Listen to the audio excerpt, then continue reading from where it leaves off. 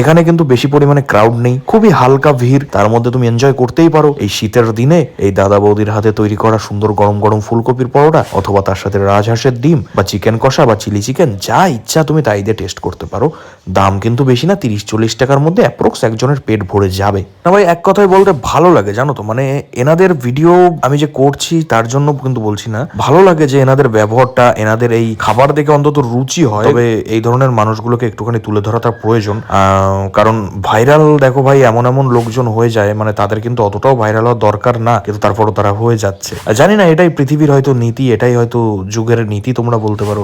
মানে যাদের যে জিনিসটা পাওয়ার কথা না, যারা যে জিনিসটা হওয়ার কথা না, তারাই কিন্তু হয়ে যাচ্ছে। একটু ভেবে দেখবে, সেটা যে কোনো বিষয়ে তুমি বলতে পারো। তো যাই হোক, লাস্ট কিন্তু আমি এই দিদির কাছ থেকে কিন্তু তাদের এই ফুলকপির পরোটা, একটা রাজহাঁসের ডিম আমি কিন্তু নিয়ে নিলাম। আর এর টেস্টটা কিন্তু ভাই, আমি আগেই তোমাদেরকে ভিডিওতে যে রকমের জিনিসগুলো দেখিয়েছি তার থেকেই বুঝতে পেরেছো টেস্টটা